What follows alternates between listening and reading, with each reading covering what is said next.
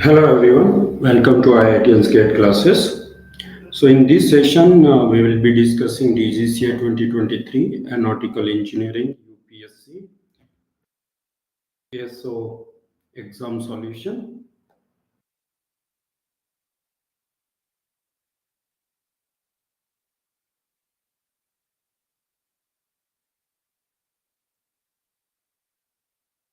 So in this session, we are discussing set B for aircraft structures and components related questions. So the first question from aircraft structures and components is question number 2 for set B. What it says: how are the emergency exit doors typically designed in commercial aircraft and military transports? So usually exit doors are designed where wings are mounted. So over the wing doors are emergency doors.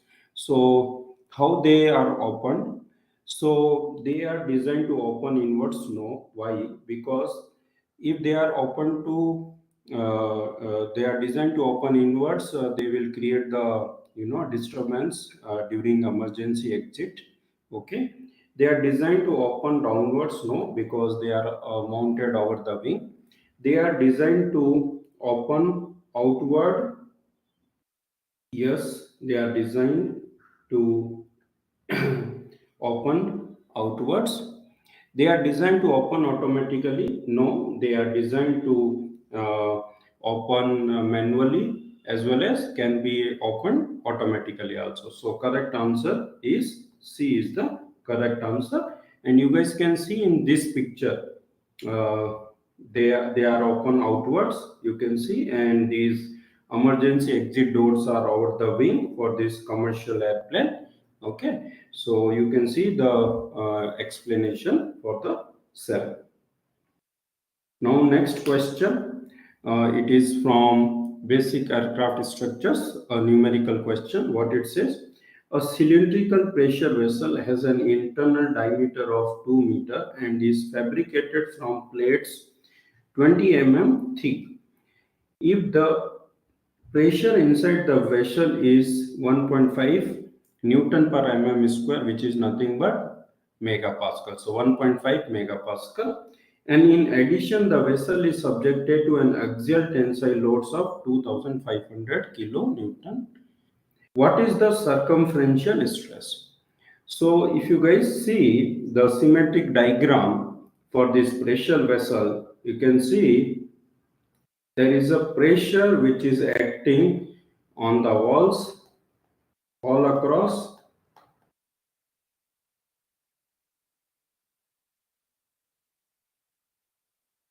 Along with that, there is a axial tensile load. Okay, so if you take any stress element on this pressure vessel, it will look like this. There is a circumferential stress sigma c due to pressure loading, but in axial direction there will be stress due to pressure loading. Okay, as well as there will be stress due to tensile axial load as well. Okay, so in given question they asked circumferential stress, so the circumferential stress will not get affected by applied tensile load. And we know that for cylindrical pressure vessel, the circumferential stress sigma c is given by pd by 2t. Now guys, here the pressure is 1.5. I'll keep all the dimensions are in Newton mm. Diameter is 2 meter, means 20,000. 2 meter means 2000, and thickness is 20 mm. I think yes, thickness is 20 mm. Pressure is 1.5. P is 1.5 Newton per mm square. Diameter is 2 meter, which is nothing but 2000 mm, and T is 20 mm. So guys, we can do calculation. So it's simple. So 20, 100, 50. So 50 into 1.5 is nothing but 75 Newton per mm square should be the answer. So which is the correct answer? D is the correct answer for this question. Now guys, if you look next question, what it says, which one of the following is the maximum load that the aircraft is expected to experience in normal operation to ensure general minimum standards of strength and safety airworthiness regulation laid down by several factors that the primary structure of the aircraft must satisfy. So guys, during operation, in the entire life of an aircraft, it can go only to limit load. Maximum load can be applied is what? Limit load. Okay. And that too also once. It can reach only once. So this is limit load. What is proof load? Proof load actually is related to design of bolt. What is the ultimate load? Ultimate loads are accidental loads which may occur during the operation of an aircraft.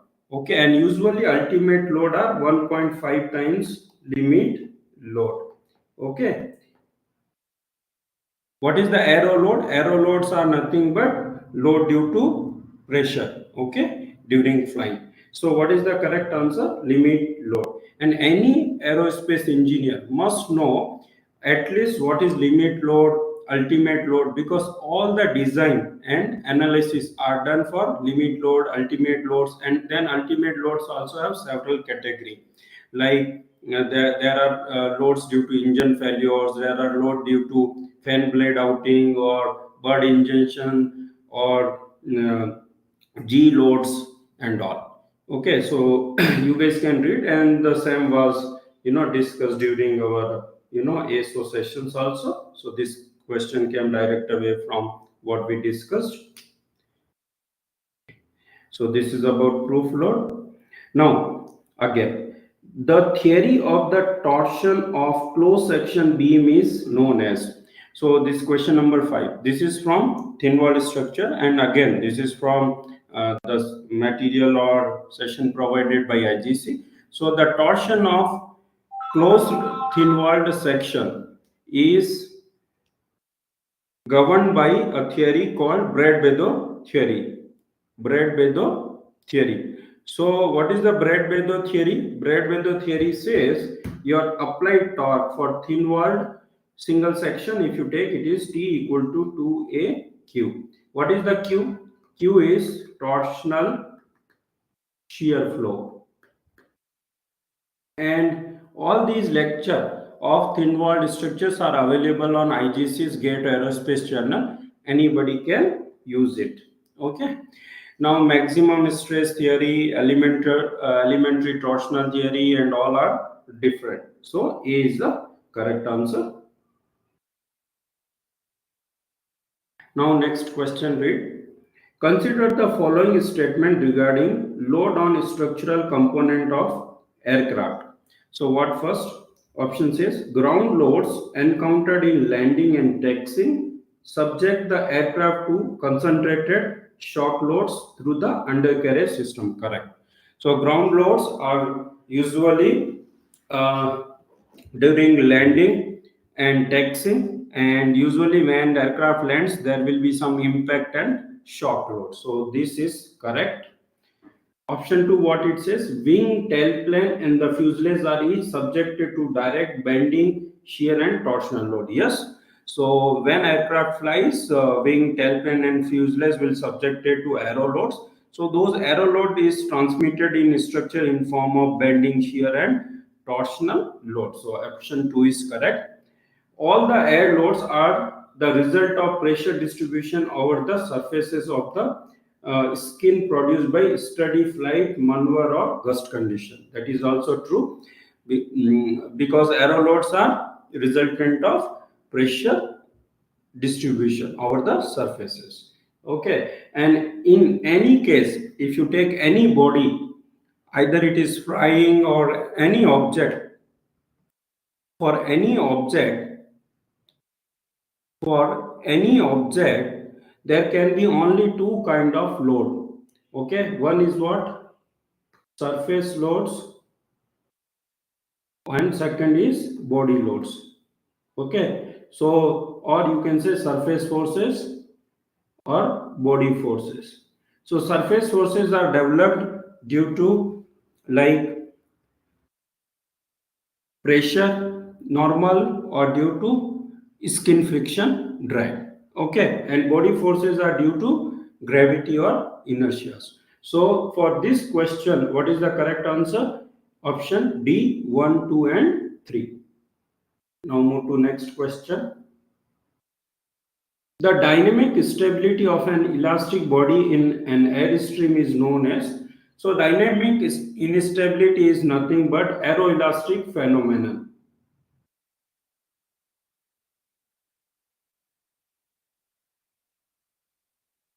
And flutter is one of the aeroelastic phenomenon where there is a interaction between your structure and fluid. So in our case, in aeroplane, the fluid is air. So it is known as aeroelastic phenomenon, and flutter is one of the aeroelastic phenomenon. Okay, then there is wing divergence also there. There are other aeroelastic phenomena which comes under aircraft stability and coupled with mechanical vibration. Okay, so flutter is the answer. So option A is the answer.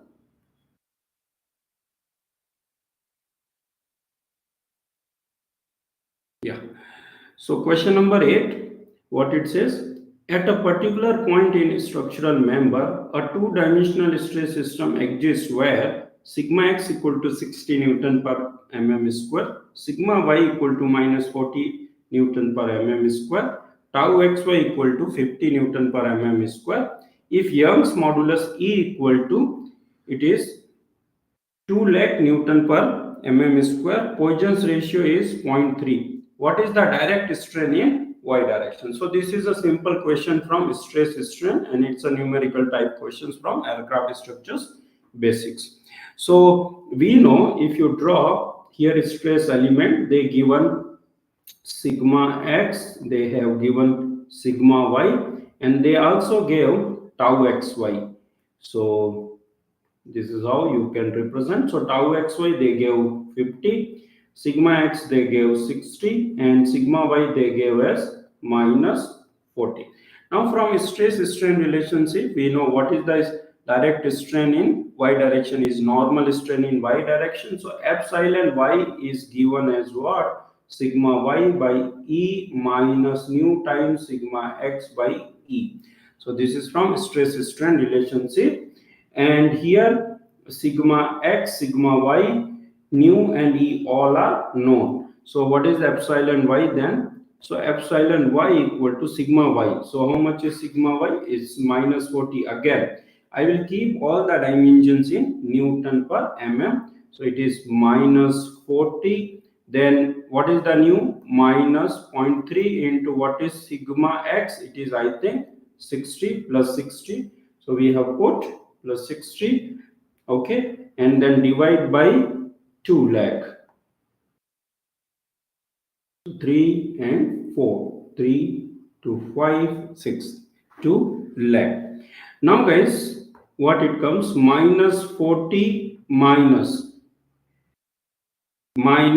80. Okay, so it is minus 58 by 2 lakh. Okay, so if you see the answer, it should be 58 divided by 2 is 29. So it will be first minus. So what can be the answer? The answer is you multiply and divide by 10. So it will become minus 290 into 10 to the power minus 6. Okay, so answer is A. A is the answer. Okay. You can check.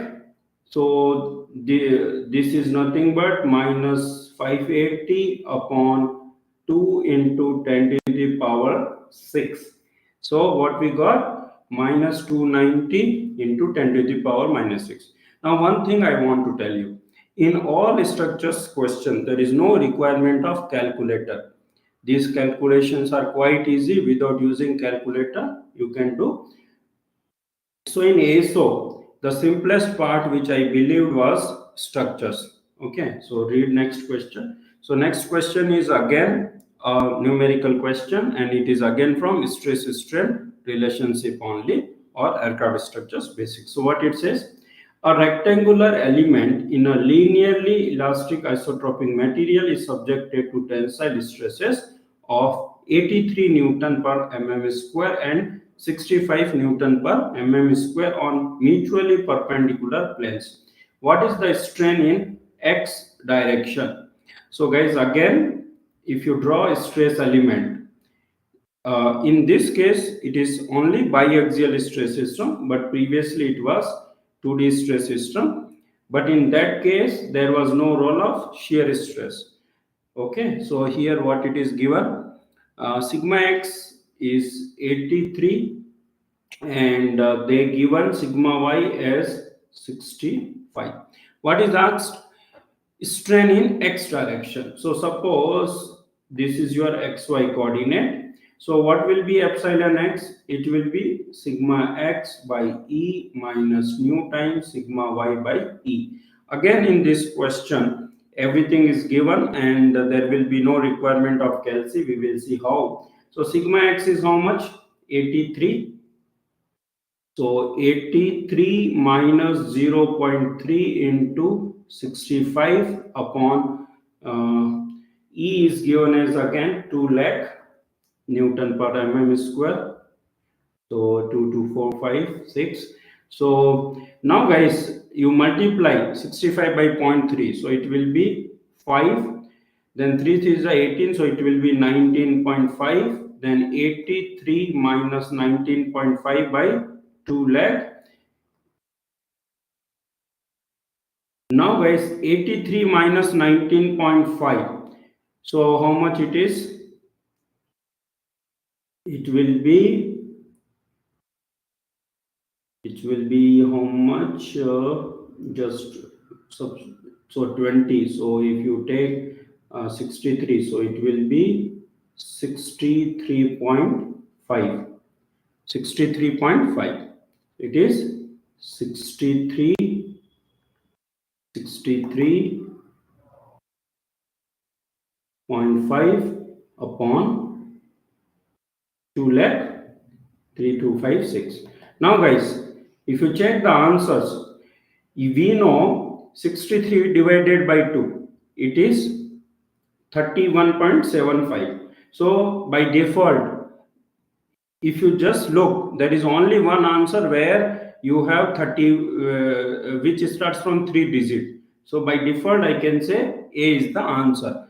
And anyway, you can check it. If you check it, 63.5 divided by 2 lakh is nothing but 3.175 into 10 to the power minus 4. So again, we can solve these questions within 1 minute and without calci, and A is the answer. Yeah, so next question, what it says, the mating of wing with a fuselage in an aircraft is called as wing body combination. B is the answer, and you can see the here explanation. So wing body combination. So what is the wing body combination? The mating of a wing with fuselage is called wing body combination, and generally it is provided for a smoother flow at the root of the wing. Okay.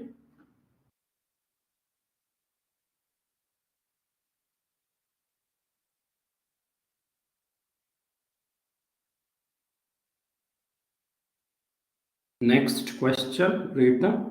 Why are the windscreen wipers not suitable for use with plastic windscreen? So there are a lot of discussion on this question, and the most appropriate answer is B. They tends to scratch the surface, and for that this is the reference you guys can see, and it is from one of the US Army technical memorandum. Next question. Which one of the following is the aircraft central body that accommodates the crew and payload, passengers and cargo, and protect them from exterior condition? Okay, so we all know, if you see the aircraft where payload, passengers and crew member seats, it's a fuselage. We know wing is for lift generating member, tail is empennage or control surfaces, tail is for the rear part of the aircraft. So A is the answer. Read next question. Consider the following statement regarding rotorcrafts. So what first says, a rotorcraft is heavier than air aircraft that uses lift generated by wings called rotor blades that revolves around the mast. So yes, rotorcraft is heavier than air aircraft. So A option is correct. A rotorcraft or rotary wing aircraft is a lighter than air aircraft. No, this is wrong. Option third, a helicopter is a rotorcraft whose rotors are driven by engines during the flights to allow helicopter to take off vertically, hover, fly forwards, backwards, laterally, as well as to land vertically. Yes, correct. Because the main lift generating component in helicopter is rotor. Okay, so and it is driven by engine and which helps in many of the maneuvers. So option 1 and 3 is correct. So the answer will be C. And for this you can see this reference. Okay, so you can see here rotorcraft falls here, and these are heavier than aircraft.